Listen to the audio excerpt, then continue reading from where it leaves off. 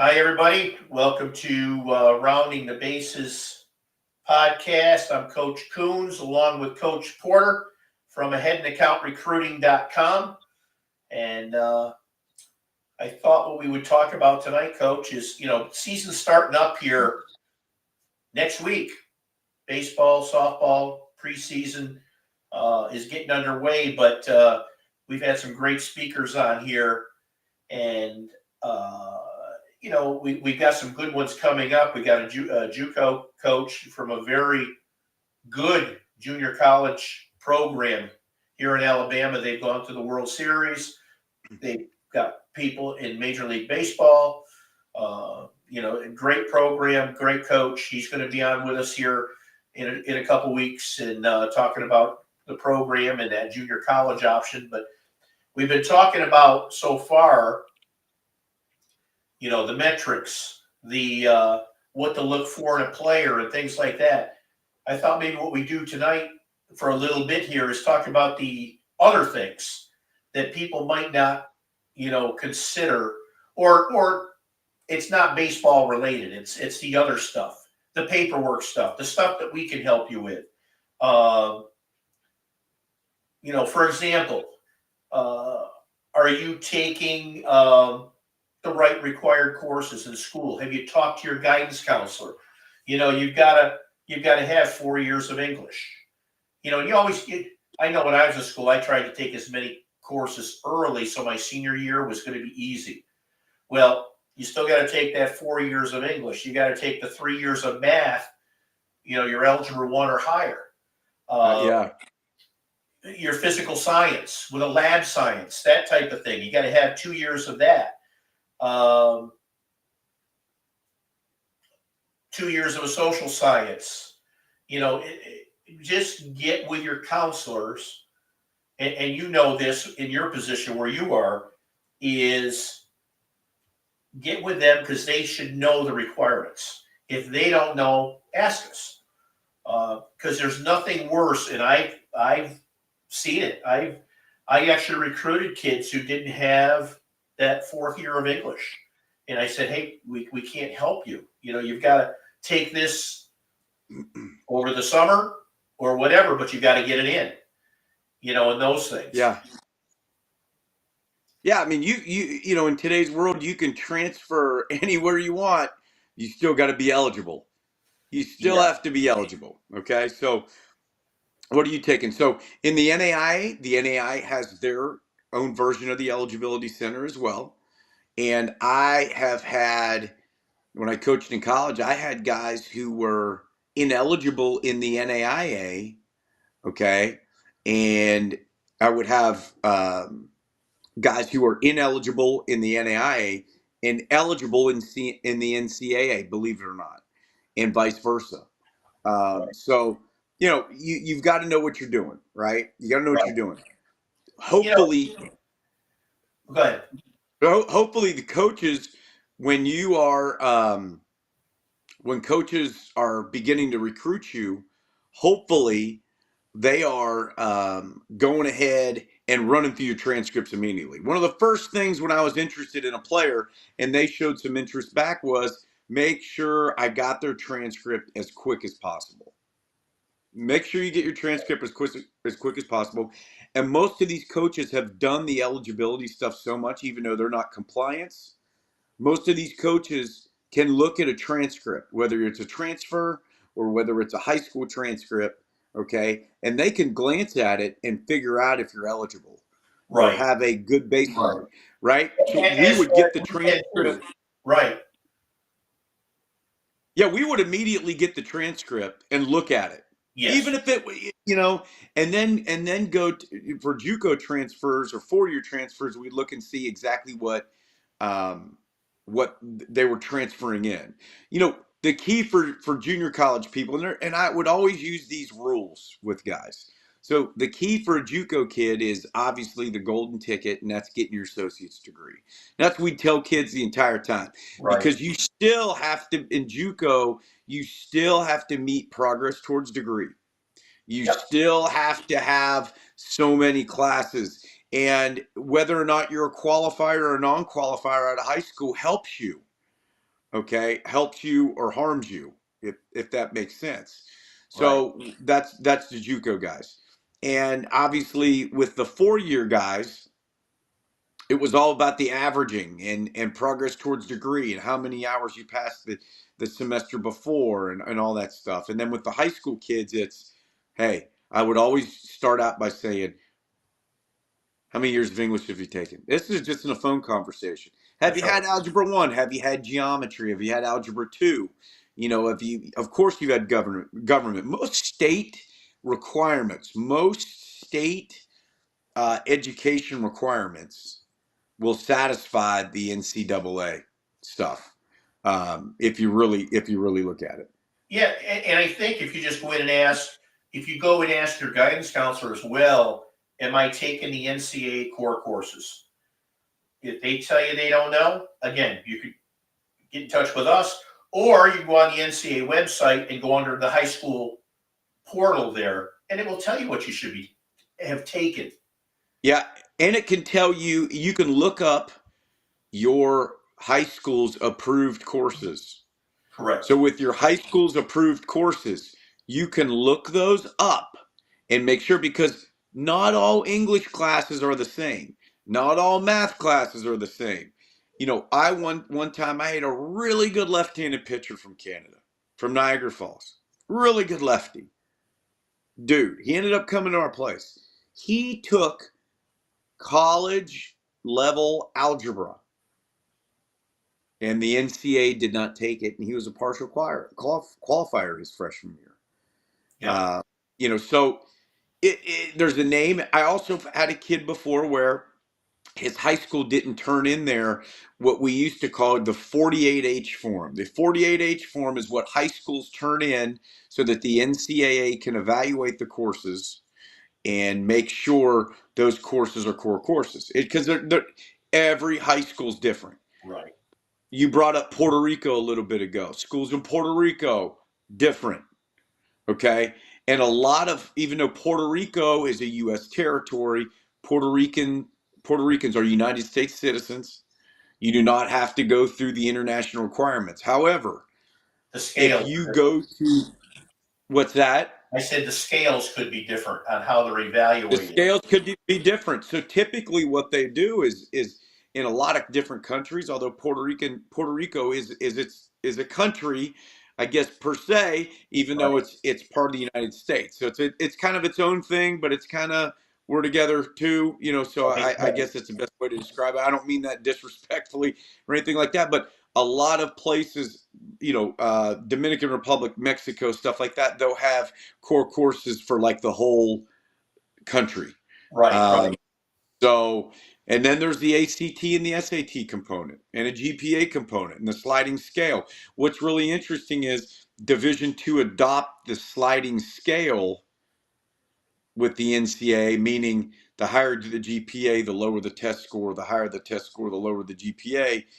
5, probably 6, maybe even 7 years ago, they had that in Division I, but they Right. didn't have it in Division II for the longest time. Yeah, and the thing is with So, the ACT and SAT, I think since COVID, a lot of colleges abandoned it. But it doesn't hurt you to take ACT or SAT just in case, so you have as many options available to you as you can. If you don't have to submit it, you don't submit it. But it's always easier to have it and submit it than it is to have somebody ask you, did you take your ECTs?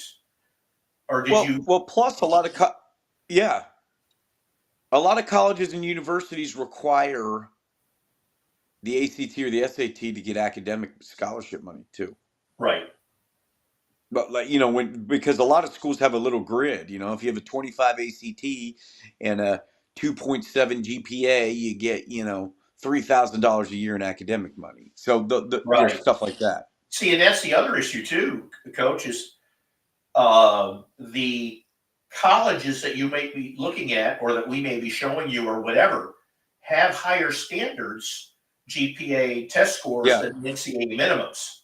So even though you go on the NCAA chart and say, oh, yeah, I fit in this fine, that may not get you into, I don't know, Stanford, Texas. I don't know. Yeah. But Yeah. you've gotta be up in that stuff. Like Ivy Leagues. Ivy Leagues standards are higher than the NCAA minimums. No question. Um, so you want to really make sure on those extracurricular things that you're out there on. Uh, you want to make sure you're up on them. It's always better to have them than to have to get them. Yeah. And that's, you brought up a really good point. That's where we jump in here, right? Right. So when we do our free FREE free consultation with you, we're going to ask you questions pertaining to your academics, your athletics, all that good stuff to see if we're a good fit. If you're a good fit to work with us, we're a good fit to work with you. Once we move forward, we're going to get your transcript and we're going to take a look at the NC Eligibility Center. We're going to take a look at your transcripts and that type of stuff and give you what we think, uh, you know, whether or not you're eligible or what you need to do. And we can also communicate that to other coaches and schools and help you get on the right track if you do need additional information. Because once again, we haven't even touched on D3 and JUCO. No. They're No. their own deal. Correct. And you need to get into, you get into school at a Division 3 and then a JUCO, you could get a GED, and be eligible in junior college Right. with the GED. Well, the other point I wanted to bring up, you just said it briefly there, the NCAA Eligibility Center. If you have any inkling, idea, goal, dream that you might want to try to play at Division 1 or 2, you have to register with the NCAA Eligibility Center. You'll receive a number, and it makes you a recruitable athlete for them. When you do that, I think at the end of your freshman year of high school is a great time to do it. I mean, get it out of the way and get that number. Include it on all your correspondence. Coaches want to know if that's, otherwise they cannot go after you. They can't sign you. You can't sign you, Division 1 or 2. Yeah. You can't sign a national letter of intent. Now, you can sign it. You have to be registered to sign it. You don't have to be through it, meaning cleared yet, but and there's the other part of the NC Eligibility Center is the amateurism certification as well. Correct. The amateur, making sure, which it's kind of weird because we're paying athletes all this money now, but going through the amateurism certification to make sure, all those questions guys would ask. Yeah, have I ever gotten apparel from the team I played for? Well, now there's quarterbacks in college football getting $5 million. Does it really make a difference now? It's a wild, wild world. They're staying in college because they can't make that much their rookie contracts in the pros. So, but again, if you're an unregistered player, softball, baseball, whatever, and it comes down between you and another recruit, and they are registered, that coach is going to want to make sure they got somebody in their hand. And you don't want to let something like that would be so easy to do right online be the kicker that knocks you out of the recruiting process. And when you wait, okay, and when you drag your feet to get all these small things done, which we can help you with, as I told a player on my own high school team a week ago, if you don't think that team is recruiting 5 or 10 kids at your position, right, you're nuts. And I said it in front of the entire team, to make a point. And here's the deal. If you're not on the ball, someone else is. If you're not taking care of all these tasks, someone else is. If you're not working hard, someone else is. If you're being wishy-washy when talking to coaches, someone else is going to act really, really interested. And we can help you, guide you through this process because we've been there.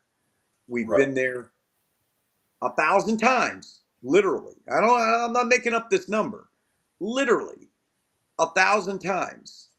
If the amount of college recruiting calls, the amount of official visits, unofficial visits, time on the road, player evaluations, logging into the NCL eligibility center, Right. working with financial aid, all the above. Coach Coons and I, literally 1,000 times, we can help you find your destination school. We can guide you through this process. We're with you. Once you jump in with us, we're with you. And And we'll keep you going with that because let's face it, you could be a tremendous athlete and think that you only have to do the minimum on this other stuff that we're talking about here. And college coaches, it raises a flag or a question in their mind, like, great athlete, but why are they just doing the minimal stuff? Or you could be an above average athlete and be taking this, and challenge yourself all the way to you graduate from high school.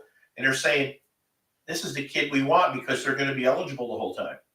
Yeah. So we can help with that part of it too, because I know for a fact, I saw coaches came down to 2 kids and one just took a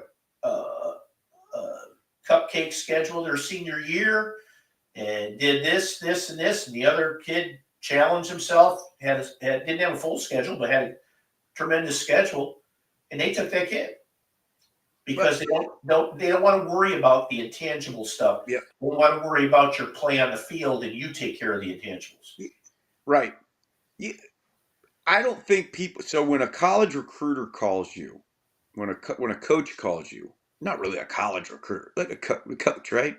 When Coach Smith calls you from whatever university and makes you feel like you are the best and only shortstop in the world,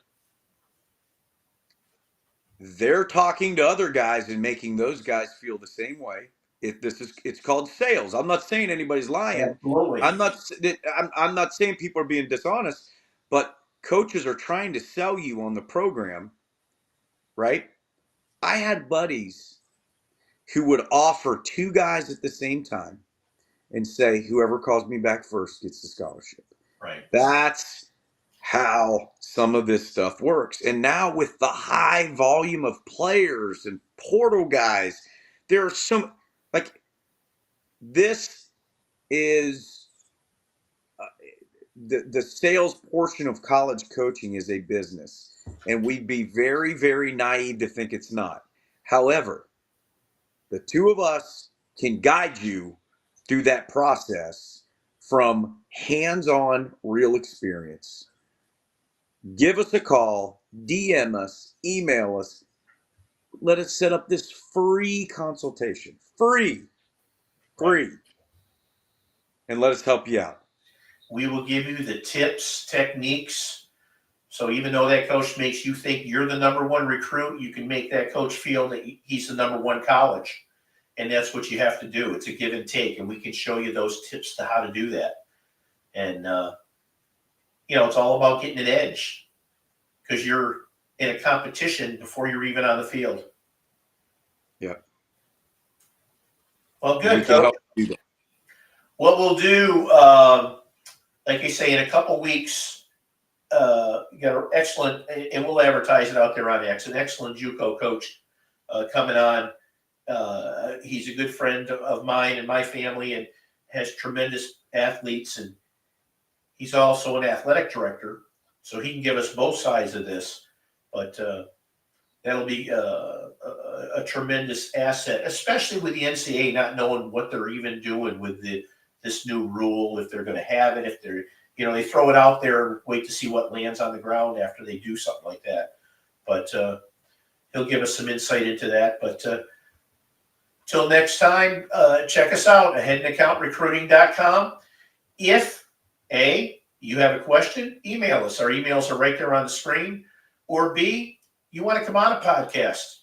You're a college player, high school player getting recruited. You're not a client of ours. You want to talk about your experience? Feel free. We'll get you on here, and because that's what this is all about. Talking recruiting. But until next time.